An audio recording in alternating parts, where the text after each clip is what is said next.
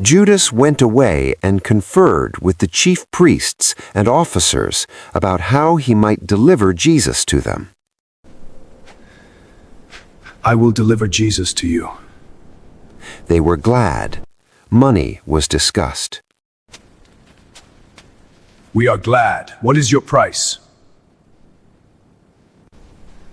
30 pieces of silver. Opportunity was awaited, away from the crowd. Meanwhile, Jesus moved with deliberate calm. He sent Peter and John ahead with specific instructions. Go and prepare the Passover for us, that we may eat it. They asked where, Where, Lord? and he told them. Upon entering the city, you will meet a man carrying a jar of water. Follow him to a house and speak to its master. A furnished upper room would be ready. Everything unfolded exactly as he said. They went and found it just as he had told them. The room was prepared. The table was set. Outside, forces of betrayal were gathering. Inside, the Lamb of God was about to sit down for his final meal before the cross. The stage was set, not by accident, but by divine appointment. When the hour came, Jesus reclined at table and the apostles with him. The Passover meal began as it always had: bread without leaven, cups of wine, ancient words of remembrance, the story of deliverance retold. But this night, something changed. Jesus spoke with deep longing. I have earnestly desired to eat this Passover with you before I suffer. He knew what lay ahead. He took a cup, gave thanks, and said, Take this, and divide it among yourselves. For I tell you that from now on I will not drink of the fruit of the vine until the kingdom of God comes. Then he took bread. He gave thanks. He broke it, and he gave it to them, saying, This is my body, which is given for you. Do this in remembrance of me. The Passover had always pointed backward, to Egypt, to freedom from slavery. Now Jesus pointed forward. After supper, he took the cup again and declared, This cup that is poured out for you is the new covenant in my blood. Not the blood of lambs, his blood. A new covenant, not written on stone tablets, but sealed in sacrifice. The meaning of Passover was being fulfilled at the table. The lamb was not on the plate. The lamb was speaking. The disciples did not yet understand the fullness of what he meant, but history was shifting in that upper room. Deliverance was about to come again, not from Rome, not from Egypt, but through a sacrifice that would redefine redemption. The bread had been broken. The cup had been shared. The words of covenant still lingered in the air. And then Jesus said something that must have stunned the room. But behold, the hand of him who betrays me is with me on the table.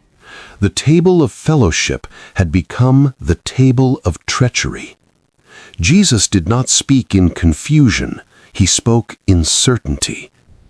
For the Son of Man goes as it has been determined. But woe to that man by whom he is betrayed. Here is one of the great tensions of the Passion narrative. It was determined, and yet the betrayer is accountable. Divine purpose and human responsibility stand side by side.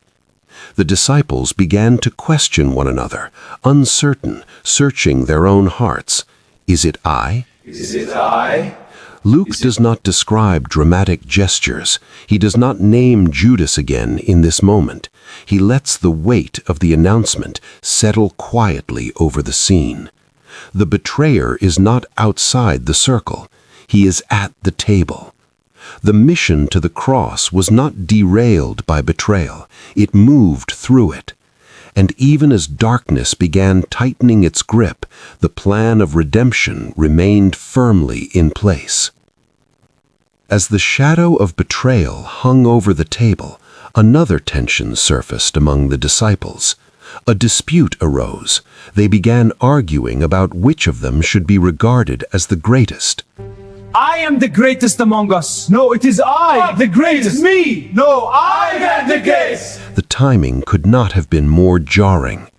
Jesus had just spoken of suffering, of betrayal, of covenant sealed in blood, yet the disciples were still thinking in terms of rank and position.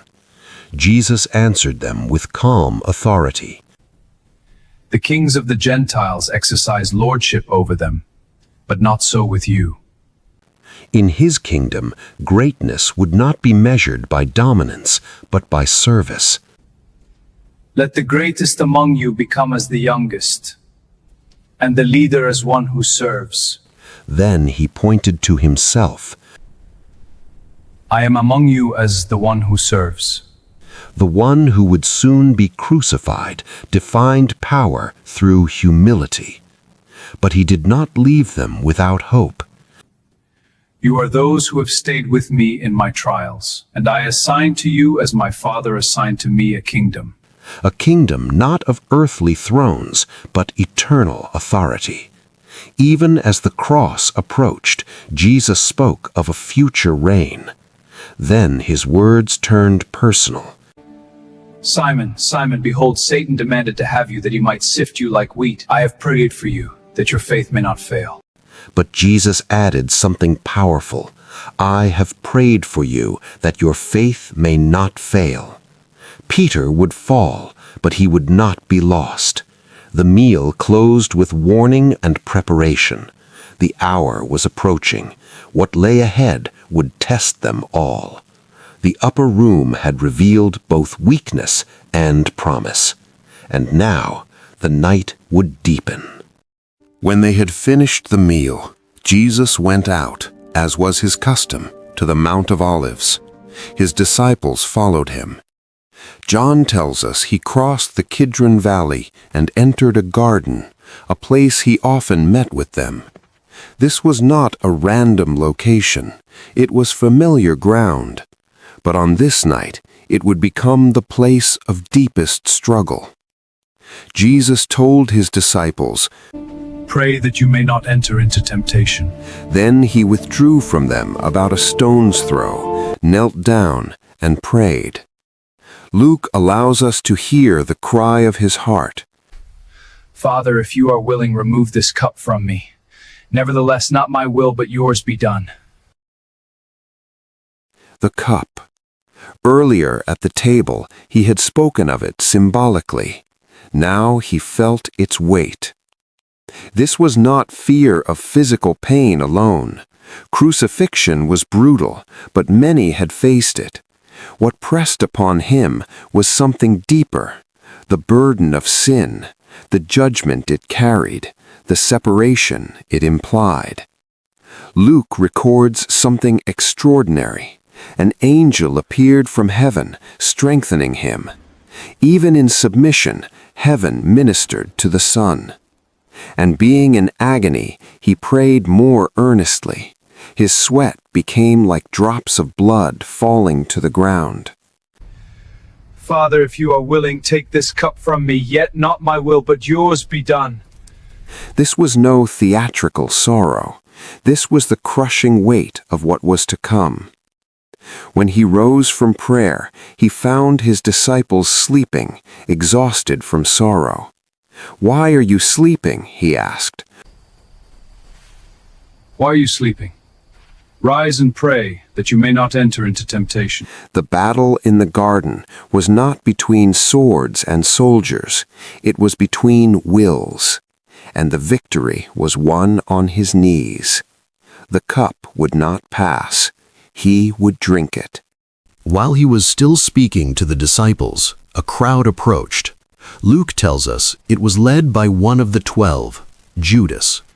John adds detail, A band of soldiers, along with officers from the chief priests and Pharisees, came carrying lanterns, torches, and weapons.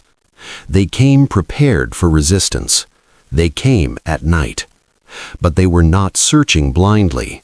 Judas knew the place, for Jesus had often met there with his disciples. The betrayal was not forced by circumstance. It was guided by familiarity.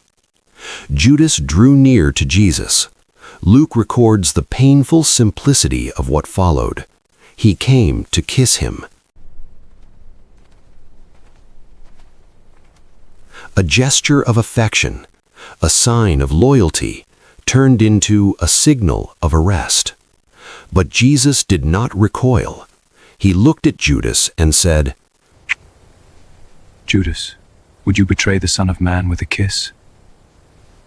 There is no anger in the question, only truth. The darkness had arrived in full. The soldiers stood ready. The torches flickered against olive trees, and the moment of surrender had come. The torches flickered, weapons glinted in the night air. But before anyone could seize him, John tells us something crucial. Jesus, knowing all that would happen to him, stepped forward. He was not discovered. He presented himself. Whom do you seek? He asked. Jesus of Nazareth. Jesus of Nazareth, they replied. I am he. And he answered, I am he. At those words they drew back and fell to the ground. The arresting party, trained soldiers, temple officers, staggered backward at the sound of his declaration. This was not mere identification, it was revelation. Even in surrender, his authority was unmistakable. Again he asked them. Whom do you seek? Again they answered, Jesus of Nazareth! Jesus of Nazareth! I told you that I am he. If you seek me, let these men go. Even now he shields his disciples. John reminds us this fulfilled his earlier words that none given to him would be lost. Luke tells us the disciples, seeing what was happening, asked, Lord, shall we strike with the sword?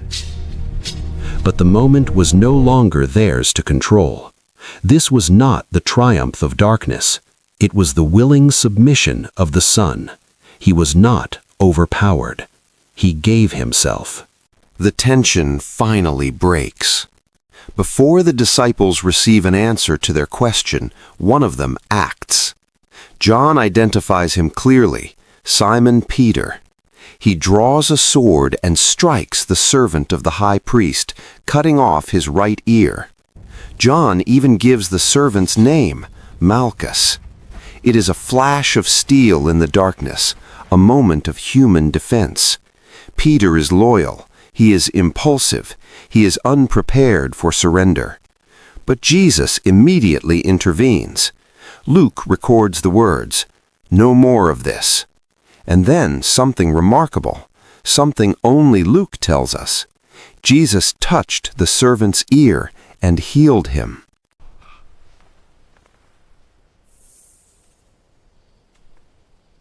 In the very moment of his arrest, he performs an act of restoration. The last miracle before the cross is not judgment, it is healing. Then he turns to Peter and says, as John records, Put your sword into its sheath. Shall I not drink the cup that the Father has given me? The cup again, not forced, given. This arrest is not a failure of power. It is obedience to the Father's will.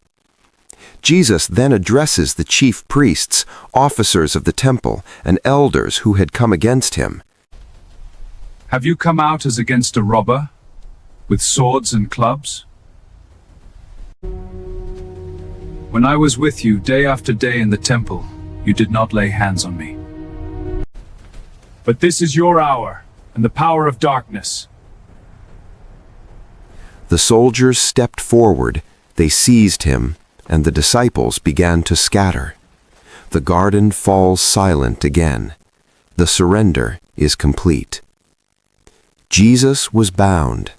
The officers and soldiers led him away first to Annas, the father-in-law of Caiaphas, who was high priest that year. John reminds us that Caiaphas had previously advised the Jewish leaders that it would be expedient for one man to die for the people.